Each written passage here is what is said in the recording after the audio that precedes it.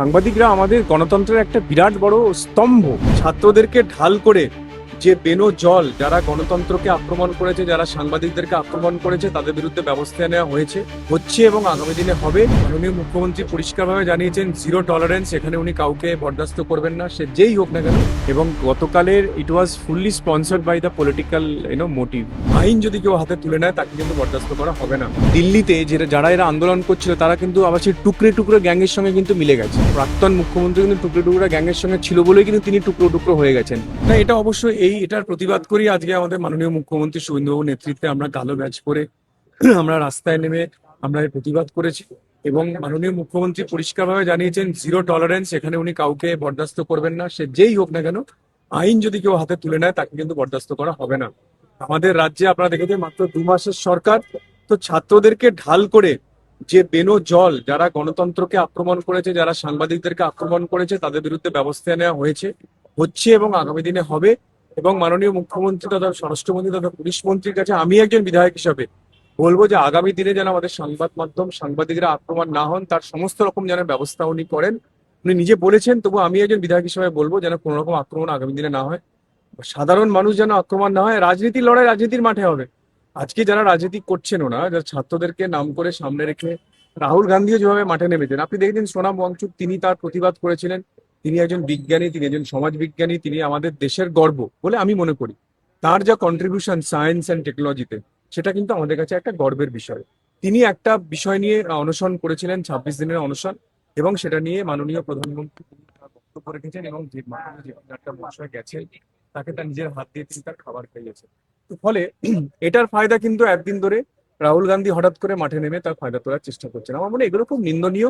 ভারতবর্ষের মানুষ দেখছেন যে রাজনীতিকে যারা রাজনীতির মানুষ যারা যারা এই সমাজের যে অংশগুলোকে তাদেরকে ছাত্রদেরকে ব্যবহার করে রাজনীতিকে ব্যবহার করার চেষ্টা করছে, ভারতবর্ষের মানুষ পশ্চিমবঙ্গের মানুষগুলো বরদাস্ত করবেন না।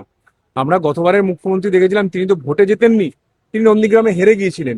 হেরে যাওয়ার পরে ভবানীপুরের জেতা বিধায়ককে সরিয়ে দিয়ে তিনি আবার সেখানে দাঁড়িয়ে তিনি মুখ্যমন্ত্রী হয়েছিলেন। কিন্তু আমাদের মুখ্যমন্ত্রী মাননীয় শুভেন্দুবাবু কিন্তু দু জায়গায় জিতেছেন। মানুষ ভোট দিয়েছেন, মানুষ জিতিয়েছেন। তো মানুষের ভোটে জেতা সিলেক্টেড নয়, ইলেক্টেড মুখ্যমন্ত্রী তথা স্বরাষ্ট্রমন্ত্রী তথা পুলিশ মন্ত্রী, তিনি তার দায়িত্ব নিয়ে সাংবাদিক এবং সাধারণ মানুষ এবং পুলিশ সবাইকে রক্ষা করা তার দায়িত্ব।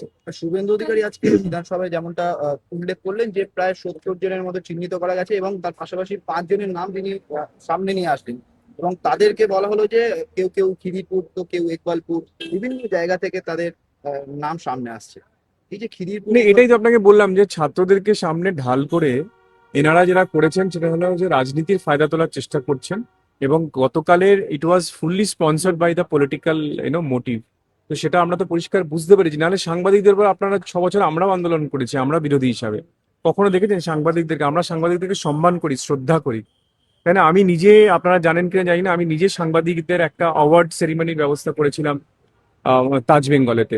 তো ফলে সাংবাদিকরা আমাদের গণতন্ত্রের একটা বিরাট বড় স্তম্ভ এবং তারা আমাদের সমাজকে নিরপেক্ষভাবে দেখছে এবং তারা সমাজ নিরপেক্ষভাবে সমস্ত বার্তা পাচ্ছে। তারাই যদি আক্রমণ, মানে তাদেরকে যদি আক্রমণ করা হয়, তাহলে আমাদের গণতন্ত্র কোথায় থাকবে, সমাজতন্ত্র কোথায় থাকবে?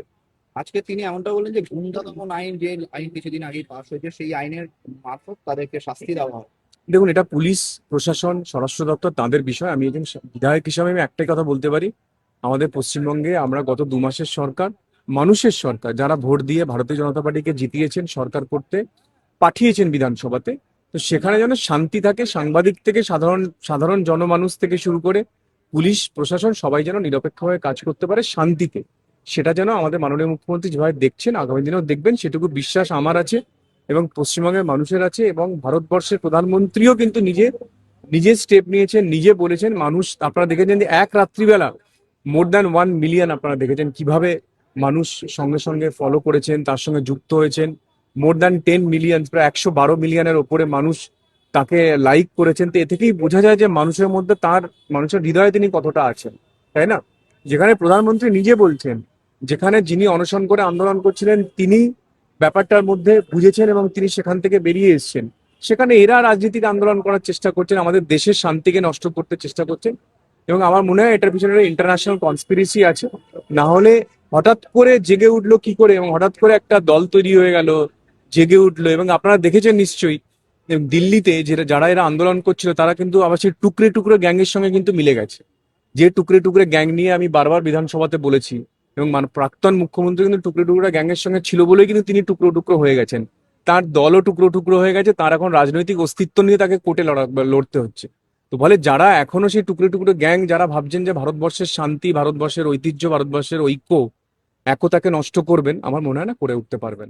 আরো ভালো ভালো খবর দেখতে সাবস্ক্রাইব করুন বাংলা হান্টের ইউটিউব চ্যানেল। বাংলা হান্টের আরো খবর দেখতে নজর রাখুন।